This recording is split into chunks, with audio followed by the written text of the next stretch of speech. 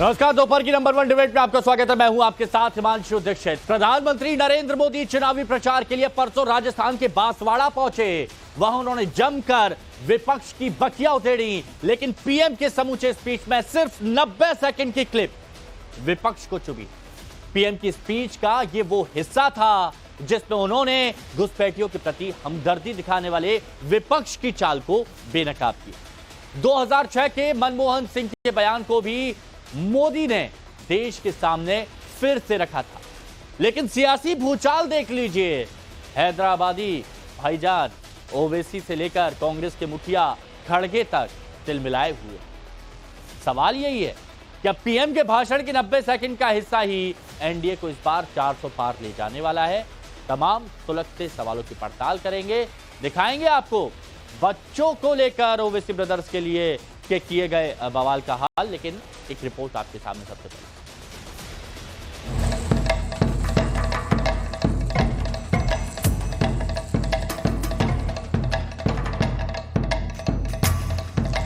पहले जब उनकी सरकार थी उन्होंने कहा था कि देश की संपत्ति पर पहला अधिकार मुसलमानों का है। इसका मतलब ये संपत्ति इकट्ठी करके किसको बांटेंगे?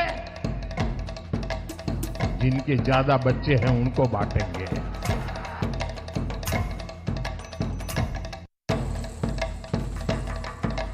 पीएम ने ये बयान क्या दिया? उनके विरोधी पानी पी पी कर उन्हें कोसने लगे। उनके इस बयान पर सियासी बखेड़ा खड़ा हो गया। लोकसभा चुनाव के दूसरे चरण से पहले घमासान छिड़ गया। ओवैसी ब्रदर्स मुस्लिम वोट बैंक के लिए मैदान में कूद पड़े और पीएम पर तीखा हमला करना शुरू कर दिया। पहले बात बड़े ओवैसी यानी अजदुद्दीन ओवैसी की। बिहार के किशनगंज में रैली की और अजदुद्दीन ओवैसी ने मुस्लिम वोटर्स के बीच मोदी को लेकर खूब जहर उगला। मुसलमानों को घुसपैठी कहते हैं, घुसपैठी कहते हैं। पार्लियामेंट में 10 मरतबा 10 साल में सवालात पूछे गए, बताओ कितने घुसपैठी भारत में आए। मोदी की सरकार के पास कोई जवाब नहीं था, कोई जवाब नहीं है। 10 मरतबा पूछा गया और बोलते हैं घुसपैठी आए। अरे कहां से आ रहे घुसपैठी? अरे घुसपैठी आ रहे तो मोदी तुम क्या चाय पीकर सो रहे थे? रोकना था उनको। बड़े भड़काऊ भाईजान यही नहीं रुके, उन्होंने मोदी की तुलना हिटलर से कर दी तो बीजेपी ने उनके बयान पर जोरदार पलटवार किया। भारत के वजीर आजम 133 करोड़ जनता के वजीर आजम जो कहते हैं, झूठ कहते हैं सबका साथ सबका विकास। मगर कल का भाषण नरेंद्र मोदी का ऐसा नजर आ रहा था कि हिटलर बोल रहा है, भारत का वजीर आजम नहीं बोल रहा है। हिटलर शाही मोदी अगर हिटलर शाही होते तो ओवैसी की जुबान खुलती, भारत माता को गाली देते। छोटे ओवैसी यानी अकबरुद्दीन ओवैसी भी पीएम के बयान पर भड़काऊ तकरीर करने से पीछे नहीं रहे। हम घुसपैठी नहीं हैं, हम इस मुल्क के बाशिंदे हैं। ये मुल्क हमारा था, हमारा है, हमारा रहेगा। कोई पैदा नहीं हुआ उनको निकालने वाला। राजस्थान के बांसवाड़ा में दिए अपने बयान के बाद पीएम ने 2 दिनों तक अपने विरोधियों के बयानों को शांति से सुना और फिर टोंक की रैली में एक एक कर जोरदार पलटवार किया। तो मेरा एक 1.5 मिनट का भाषण, 90 सेकंड का भाषण, और मैंने कुछ सत्य देश के सामने रखा और पूरी कांग्रेस और इंडी गठबंधन में ऐसी भगदड़ मची है, ऐसी भगदड़ बची है। मैंने सत्य रखा देश के सामने। कांग्रेस आपकी संपत्ति छीनकर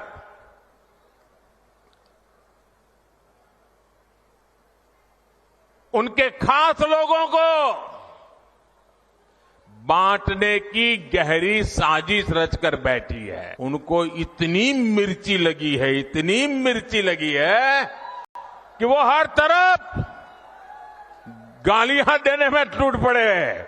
जो आए वो मोदी को गाली दे रहा है। आखिर कांग्रेस सच्चाई से इतना डरती क्यों है? कांग्रेस क्यों अपने नीतियों को ऐसे छिपाने में लगी है?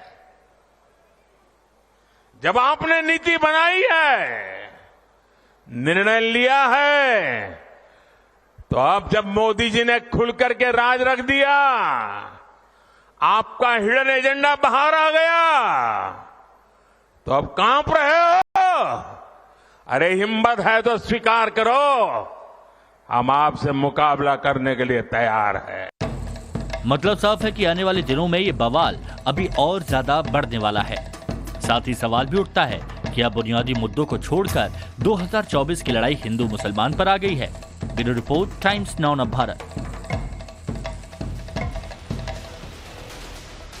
तो देखिए, सभी मेहमान हमारे साथ जुड़े हुए हैं, उनसे हम आपको मिलवाते हैं। प्रत्यूष कंठ हमारे साथ बीजेपी प्रवक्ता जुड़े हुए हैं, अवधेश कुमार हमारे साथ वरिष्ठ पत्रकार हैं जुड़े हुए हैं, अजय वर्मा जी कांग्रेस की तरफ से हमारे साथ में जुड़े हुए हैं, दानिश कुरैशी जी AIMIM प्रवक्ता हमारे साथ में जुड़े हुए हैं। प्रत्यूष कंठ जी, पूरा विपक्ष एक सुर में कह रहा है कि प्रधानमंत्री नरेंद्र मोदी जिस तरह की भाषा का इस्तेमाल कर रहे हैं या फिर जिस तरह की बात कर रहे हैं वो हिटलर से मिलता जुलता है। अज़दुद्दीन ओवैसी ने भी इस बात को बोला। कांग्रेस की तरफ से भी बयान बार बार किए जा रहे हैं कि कभी बच्चों की बात करते हैं, कभी ये कहते हैं कि बांट दिया जाएगा आपका पैसा, मंगलसूत्र आपका ये सब कर दिया जाएगा। तो ऐसे बयानबाजी क्यों?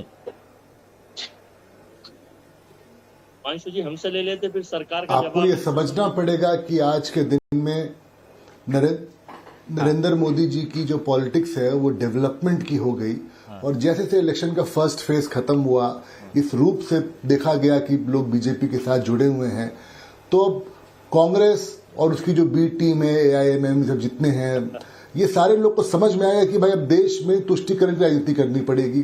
जब तक लोग को तोड़ोगे नहीं तब तक वोट नहीं आएगा।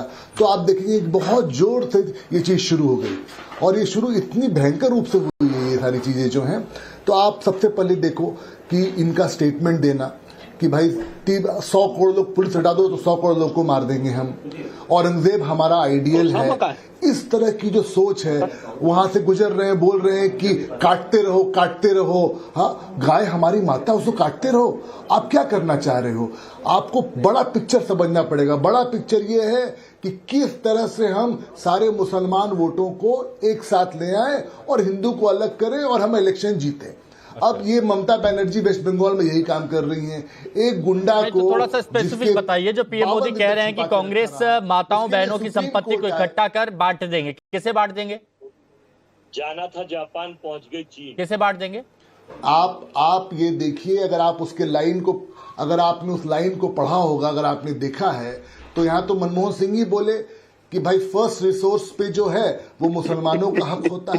हाँ। बोला ना उन्होंने। हाँ। वही सोच को आगे बढ़ाते हुए राहुल गांधी जी घूम रहे हैं, वही सोच को राहुल गांधी जी सबके सामने दे रहे हैं। ये जो आप फैला रहे हो, कास्ट के बारे में बात कर रहे हो, बोल रहे हो कि आप पढ़िए, उनका तो मैनिफेस्टो ही मुस्लिम लीग का मैनिफेस्टो लगेगा देख के आपको। अच्छा। इस तरह से, और मैनिफेस्टो के अंदर छुपा हुआ है, मैं आपको मैनिफेस्टो दिखाऊं तो उसके अंदर में हर जगह इन लोगों ने छुपा के रखा हुआ है कि ये क्या है।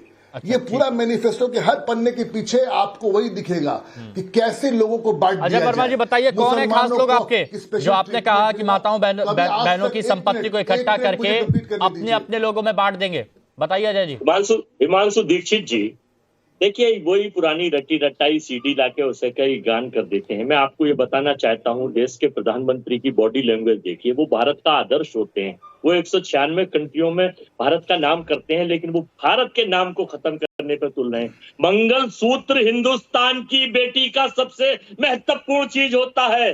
70 करोड़ महिलाओं का मंगलसूत्र छीनने की बात कांग्रेस ने अपने मैनिफेस्टो में नहीं कही, लेकिन प्रधानमंत्री उस मंगलसूत्र की वैल्यू नहीं जानते जो मंगलसूत्र छीनने की बात कर रहे हैं। वो 70 करोड़ महिलाओं से माफी मांगे और उनके खिलाफ आज मुकदमा दर्ज करने कांग्रेस पार्टी कोर्ट में जा रही है। चुनाव आयोग तो निष्पक्षता से काम ही नहीं कर रहा है। कोर्ट में जा रहे हैं, मामला दर्ज कराएंगे। चुनाव आयोग तो निष्पक्षता से काम ही नहीं कर रहा है। हमने 17 शिकायत कल की है, लेकिन कोई संज्ञान नहीं लिया जा रहा है। ये भारत का लोकतंत्र रक्त रंजित हो रहा है। और सुन लीजिए, घुसपैठिए, एक समुदाय विशेष को घुसपैठिए कहना, ये लोकतंत्र में चुनाव आचार संहिता का उल्लंघन है। लेकिन चुनाव आयोग इन्हीं के पैटर्न पे काम कर रहा है। B team of the Hindustan के लोग कह रहे हैं, ये मैं नहीं कह रहा। और हिमांशु जी, अगर आप ये परेशान इसलिए हैं कि पहले 102 सीटों के चरण में चुनाव में 80 सीटें कांग्रेस गठबंधन को मिल रही ये बेचैन हो गए हैं। तो ये 80 ये लोग सीटों के वोटर्स ने आपको बताया आके? अरे सर, ये हमारा सर्वे है। और सुनो, ये जो नारा आपके यहाँ चल रहा आपका सर्वे है, से पहले नहीं हुआ था कभी? आपका सर्वे मित्रों, पहले भी तो हुआ था। अब की बार 400 पार, ये नारा नहीं है, ये नारा है मित्रों, अब की बार हम 400 हार, 400 हार, 400 हार। आप राहुल गांधी का लॉजिक सुनिए। उन्होंने एक प्रेस कॉन्फ्रेंस में कहा था कि पहले हमें उम्मीद थी कि भाजपा की 180 सीट आ रही हैं, लेकिन अब 150 से और उससे कम भी आ रही हैं। तो हिंदुस्तान में 543 सीट पर चुनाव है, उसमें से 400 हारने पे घटा दीजिए तो 143 और 150, ये लॉजिक है राहुल गांधी का। यहाँ पर देखिए, महिलाओं इनके खिलाफ, बेटी इनके खिलाफ। अवधेश कुमार जी, ये तुष्टीकरण पर चोट हो रही है पीएम की तरफ से, या फिर कुछ और मुद्दा है कि सारे विपक्षी दल आज एकजुट होकर जोरदार प्रहार कर रहे हैं? अब हिमांशु जी, आर्थिक असमानता वाली सुन लीजिए जो रुक जाइए, मैं सब देखिए सबसे बात कर रहा हूँ, थोड़ा सा रुक जाइए।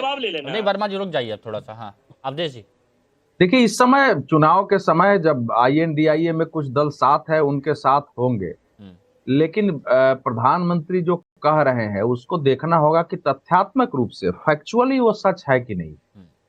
ये बात सही है कि अभी इस समय अगर आप कांग्रेस का घोषणा पत्र देखेंगे इस समय आप वेबसाइट पर, तो वो पंक्ति नहीं है। लेकिन जिस दिन राहुल गांधी जी ने घोषणा पत्र जारी किया 6 तारीख को, वो स्टेटमेंट में पहले पढ़ रहा हूं। हम पहले यह निर्धारित करने के लिए एक राष्ट्रव्यापी जाति जनगणना, बीच में नहीं, ऐसे नहीं अजय वर्मा जी, भाई राहुल गांधी का कितनी शांति से आपने अपनी बात रखी, ना प्रत्युष जी ने कुछ कहा, ना अवधेश जी ने, ना कुरैशी जी ने, है ना? और ये बदतमीजी भी है। अजय वर्मा टेलीविजन चैनल पर बैठ के बदतमीजी करते हैं, दूसरे के बारे में अपमानजनक भाषा बोलते हैं। जरा शांत हो जाएं। अजय वर्मा, हम पहले यह निर्धारित करने के लिए एक राष्ट्रव्यापी जाति जनगणना करेंगे कि कितने लोग अन्य पिछड़ा वर्ग, अनुसूचित जाति और अल्पसंख्यक समुदाय से हैं। उसके बाद ध्यान दीजिए, उसके बाद धन के समान वितरण को सुनिश्चित करने के लिए एक ऐतिहासिक कदम के तहत हम एक वित्तीय और संस्थागत सर्वेक्षण कराएंगे। अच्छा, शर्म करो अवधेश कुमार जी। पहले सुनो ध्यान दीजिए। दूसरा, एक मिनट सुनिए। मार्च 12 मार्च को नंदुरबार में न्याय यात्रा के दौरान, अरे भाई ऐसे तो डिबेट नहीं हो सकती है। ऑडियो डाउन है उनका, आप बोलिए। 12 मार्च को नंदुरबार में न्याय यात्रा के दौरान राहुल जी बोल रहे हैं, जाति जनगणना और आर्थिक एवं वित्तीय सर्वे क्रांतिकारी कदम है, कांग्रेस अपने मैनिफेस्टो में इसे डालेगी। अच्छा, इस साफ साफ उसमें लिखा हुआ है। उसके बाद आगे अप्रैल 6 का उनका जो स्टेटमेंट है उसको आपको हमने पढ़ के सुना दिया है। एक और उनका ट्वीट है मार्च 9 का। मार्च 9 के ट्वीट में उन्होंने बिहार के जातिगत सर्वे के लिए बात करते हुए लिखा है कि that is why we are going to take 2 historic step, caste count, economic mapping. अच्छा, तो अगर ये लगातार आप ये बात कर रहे हैं कि हम देश में लोगों के धन की संपत्ति का सर्वे कराएंगे और उसमें कह रहे हैं कि उसके बाद जो क्रांतिकारी कदम होगा कि जिसका जितना हक उसको उतना देंगे, तो इसका अर्थ क्या है? राहुल गांधी जी जो बोल रहे हैं उस बात का कोई अर्थ है कि नहीं? अच्छा, ये अजय जी नहीं, इसका और इसमें इसका एक पार्ट और है, जोड़िए इसको। उसका एक पार्ट और है कि कांग्रेस ने जो घोषणा पत्र जारी किया है उसमें अल्पसंख्यक वाला चैप्टर देख लीजिए। अगर आप ध्यान से देखेंगे तो अल्पसंख्यक वाले चैप्टर में बार बार अल्पसंख्यक कहा जा रहा है, लेकिन ऐसी बातें हैं जिससे पता चलता है, जैसे उसमें आप देखिए, भारत को अपनी पूरी क्षमता का एहसास कराने के लिए अल्पसंख्यकों का आर्थिक सशक्तिकरण एक जरूरी कदम है। अल्पसंख्यक का मतलब मुसलमान। अच्छा, यह सुनिश्चित करेंगे कि बैंक बिना किसी भेदभाव के अल्पसंख्यकों को संस्थागत ऋण प्रदान करेंगे। अब क्या था, 1 मिनट जरा शांत हो जाइए। जब मनमोहन सिंह सरकार चुनाव होने जा रहा था, तो 5 मार्च को मनमोहन सिंह कैबिनेट ने एक डिसीजन करके दिल्ली के 123 संपत्तियों को यहाँ के वक्फ बोर्ड को सौंप दिया था। वो स्पेशल लेटर निकाला गया था और 27 फरवरी 2014 को वक्फ बोर्ड ने लेटर दिया था कि हमारी संपत्ति है, और इतने गलत तरीके से था कि बाद में आप देखिए नरेंद्र मोदी सरकार ने स्टेप उठाया, हाई कोर्ट ने निरस्त कर दिया कि गलत तरीके से है। अच्छा। तो क्या इस देश में, इसलिए संदेह यह होता है कि क्या तो एक तो है कि सर्वे कैसे कराएंगे, लोगों के घर में जाएंगे, क्या उसका ये थोड़ा सा राष्ट्रीयकरण पॉइंट क्लियर कर लेते हैं। और क्या कुरैशी जी थोड़ा सा वक्त और अल्पसंख्यकों के दीजिएगा, मैं नाम थोड़ी पर देर में आता हूं आपके मुसलमानों पास। के बीच इसको बांटा कुरैशी जी जाएगा। थोड़ा सा जी, वक्त दीजिएगा, मैं थोड़ी देर में आपके पास आता हूं। लेकिन अजय वर्मा जी, इस बात का थोड़ा सा बताइए कि हम फाइनेंशियल और इंस्टीट्यूशनल सर्वे कराएंगे, क्रांतिकारी काम शुरू करेंगे, और जो आपका हक बनता है वो आपको लिए आपको देने का काम करेंगे, इसका मतलब क्या था? सर मैं यही तो बताने जा रहा था, धन्यवाद आपने क्वेश्चन पूछ लिया। हाँ। ऑक्सफैम की रिपोर्ट आई है कि भारत में 2014 के बाद जो आर्थिक असमानता बढ़ गई है, देश के आधा पैसा 22 लोगों के पास है, यानी 40% देश का धन 1% लोगों के पास है और 60% 99% लोगों के पास है। तो हमने ये कहा है आर्थिक असमानता दूर करने के लिए कि हम देश का सर्वे कराएंगे। जो छोटे व्यापारी और 80 करोड़ लोगों को 5 किलो अनाज पे आश्रित कर दिया है, इसका मतलब ये है, इसका मतलब वो नहीं है कि छीनेंगे उनके पैसे को। जो छीन रहे हैं लोग, जो बड़ा व्यापारी लूट रहा है, उनको व्यापार खत्म कर रहा है। मित्र मंडली ये पता लगाएंगे, ये पता लगाएंगे कि कौन से वर्ग के हाथ में है, किसके हाथों में है। ये क्या जो तो ये हम आर्थिक सर्वे करा, हमने कुछ कहा ही नहीं है। ये तो अपनी रटी गली, सड़ी गली, पुरानी सीढ़ी, राहुल गांधी, कोई अल्पसंख्यक। मैं हिमांशु जी बोलूं मनमोहन कुछ? सिंह जी ने, ये राहुल गांधी जी की तरफ से कहा गया था जब वो प्रेस कॉन्फ्रेंस उन्होंने थी। कहा, हिमांशु जी सुन लीजिए, आप ब्राह्मण आदमी है, एससी तो के भाई लिए, उससे पिछड़ा क्या- वर्ग के लिए इसका क्या उनका लेना पूरा देना? स्टेटमेंट लीजिए। और अल्पसंख्यक के लिए, अल्पसंख्यक में बौद्ध, पारसी, सिख, ईसाई भी आते हैं। ये अल्पसंख्यक में आते हैं। अच्छा मेरी बात सुनिए अजय जी, एक मिनट प्लीज। अजय जी सुनिए, आप कह रहे हैं, प्लीज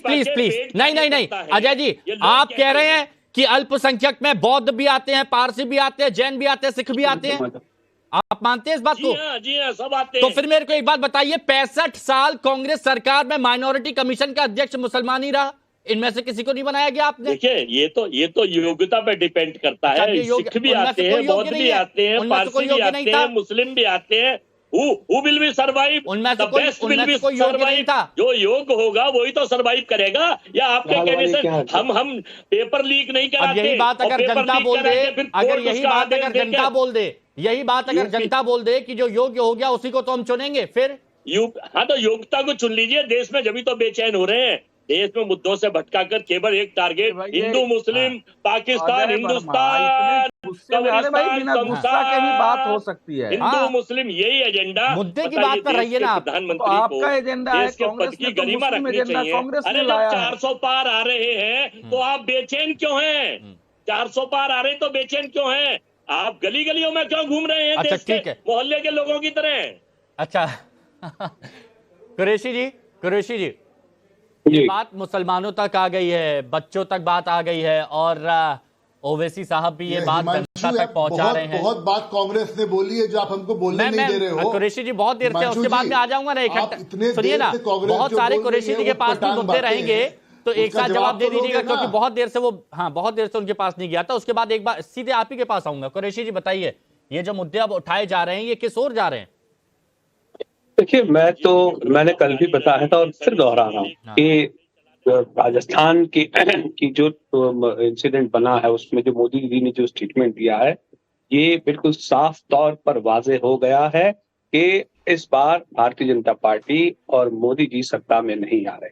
इसीलिए उन्हें विपक्ष का खौफ दिखाई दिया और इस बात को लेकर बाहर निकल आए वो कि भाई अगर ये आ गए तो आपका ये लूट लेंगे, आपका वो लूट लेंगे। यार ये तो कांग्रेस के प्रवक्ता यहाँ है, वो तो उसका जवाब देंगे।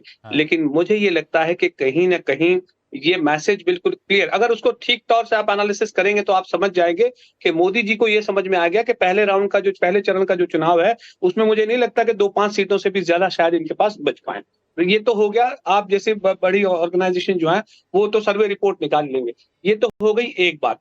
लेकिन दूसरे नंबर की बात, मुसलसल बैरिस्टर असदुद्दीन ओवैसी साहब को ये लेकर कहा जा रहा था कि भाई वहां पर एक मटन की दुकान थी, वहां पर उन्होंने ये फोटो दिखाया और ये कह दिया कि आप काटते रहो, ये रहो, और ये इस तरीके के, सुनिए कि आप जो है सांप्रदायिकता की राजनीति करते हैं। तो मुझे ये बताइए कि देश के प्रधानमंत्री पद पे विराजमान जो व्यक्ति हैं नरेंद्र मोदी जी, अगर वो ये कह रहे हैं कि आपसे लूट कर मुसलमानों को दे देंगे जिनके 2 से ज्यादा बच्चे हैं, तो मैं ये पूछ रहा हूं, हालांकि ये नहीं कहना चाहिए मुझे, मैं प्रत्युष जी से पूछ रहा हूं कि मोदी जी खुद अपने पिता की 6 संतान है, तो फिर वो किस परिभाषा में आते हैं?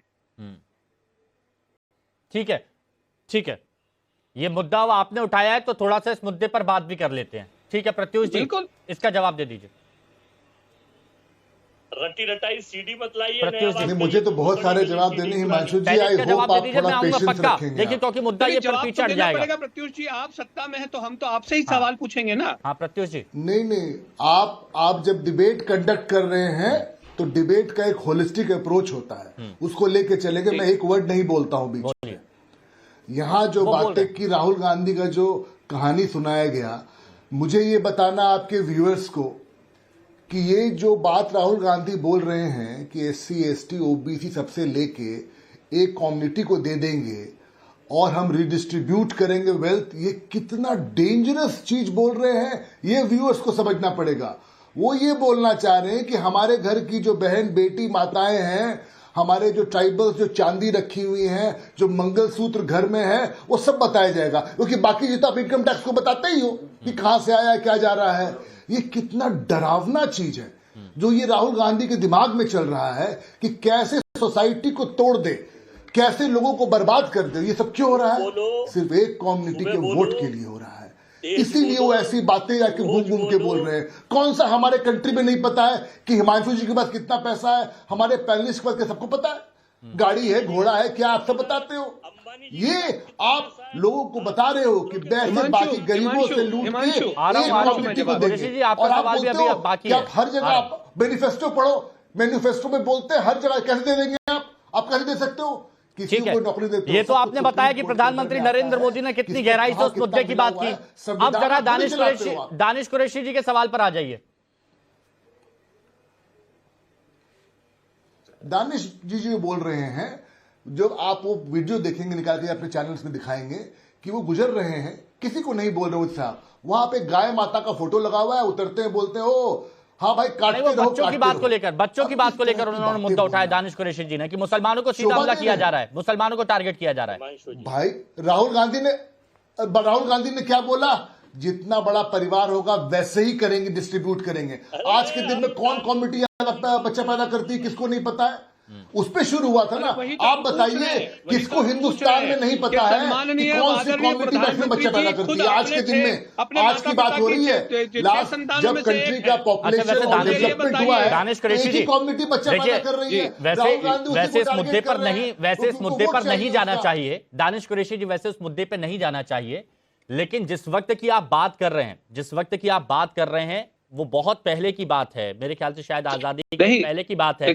उस वक्त इन्फेंट मोर्टेलिटी रेट कितनी होती थी ये आपने देखा, 1000 में से करीबन 250 बच्चे मर जाया करते थे। अब मैं ये जानना चाहता हूं कि अभी प्रधानमंत्री नरेंद्र मोदी, उनके कितने बच्चे हैं, या फिर अमित शाह जिनका जिक्र किया गया, उनके योगी और बाकियों के जिनकी बात की, अभी उनके कितने बच्चे हैं? अगर वर्तमान की अभी की बात करेंगे तो उससे कंपेयर करेंगे कि नहीं?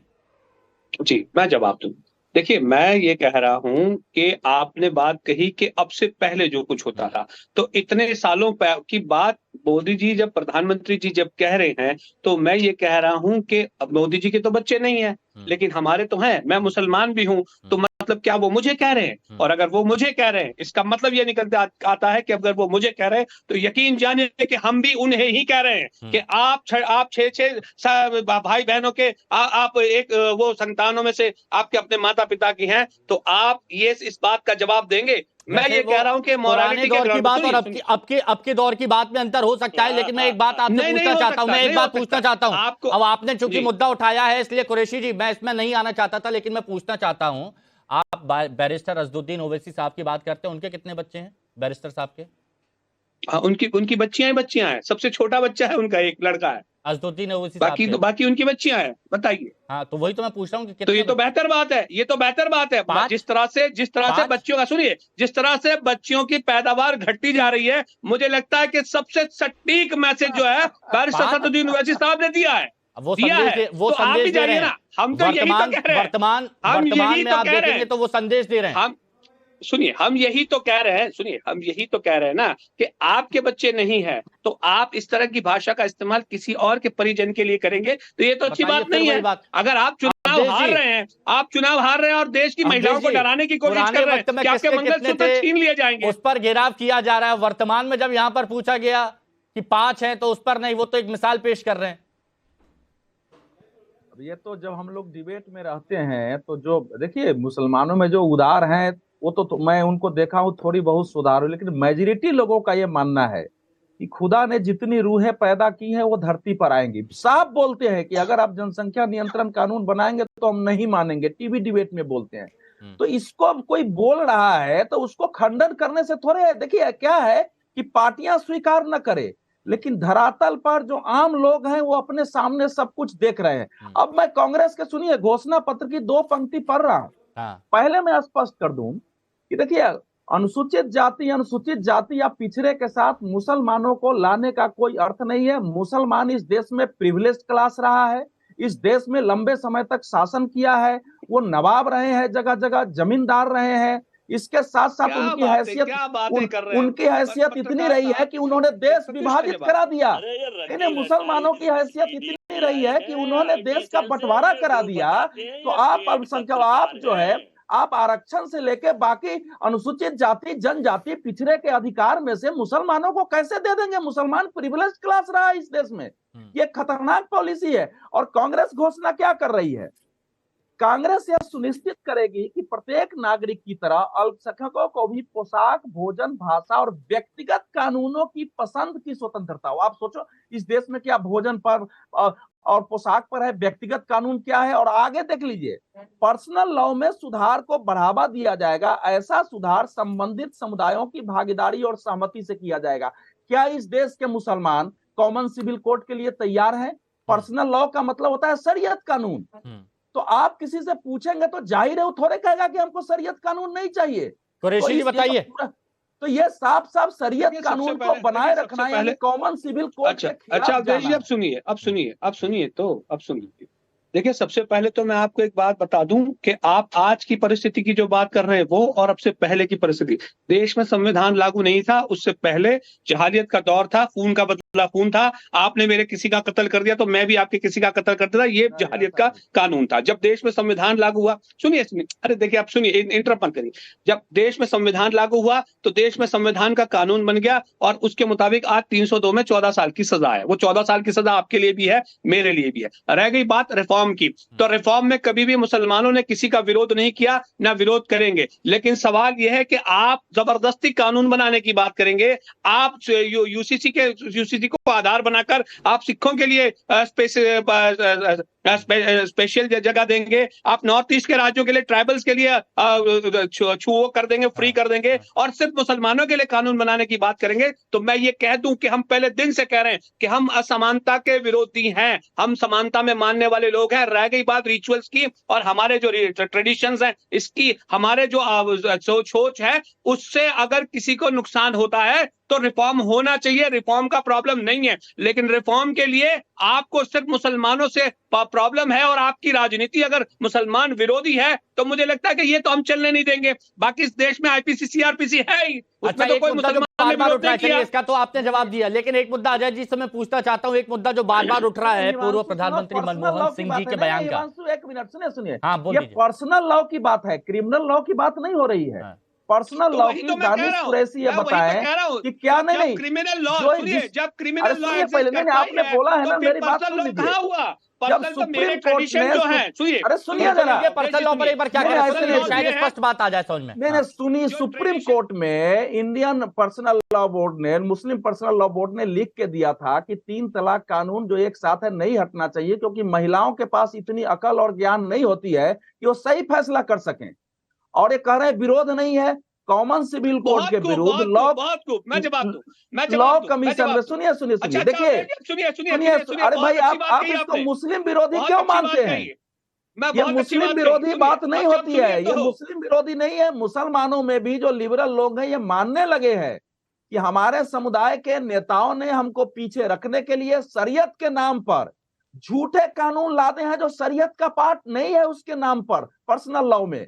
तो अब धीरे धीरे वो खुला कांग्रेस उस दौर में देश को ले जाना चाहती है जब शरीयत के नाम पर इस देश के मुल्ला और मौलवी अपने तरीके से इस्लामी समाज को चलाएं। ये अच्छा ये पॉइंट उठाया, इस पर ये बताइए अजय जी, जो पूर्व प्रधानमंत्री मनमोहन सिंह जी ने कहा था कि देश के संसाधनों पर पहला अधिकार मुसलमानों का है, क्या उस वक्त अगर गरीब शब्द का इस्तेमाल किया जाता तो ज्यादा बेहतर होता, आप मानते हैं?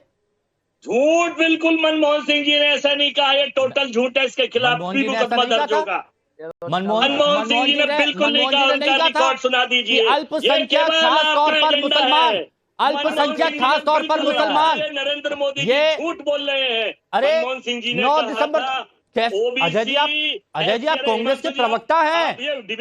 कल एक कांग्रेस के प्रवक्ता बैठे थे वरुण जी, वो ये बोल रहे थे कि नहीं, उसकी जगह अगर गरीब शब्द बोलते तो ज्यादा अच्छा होता। मैं आपको आपने कुछ और कांग्रेस का इतिहास पढ़ा है, उन्होंने कुछ और कांग्रेस का इतिहास पढ़ा है। मत करिए, सुन लीजिए, पूरा देश समझ रहा है। मनमोहन सिंह जी ने कहा था क्या OBC, नहीं सुना? आपने नहीं सुना? OBC, SC आपने नहीं सुना? ये देखिए, स्क्रीन देखिए, अरे स्क्रीन देखिए, अरे स्क्रीन देखिए ना, अरे सामने स्क्रीन देखिए। अरे भाई ये गलत कह रहे हैं, झूठ। ये क्या मौर सही है?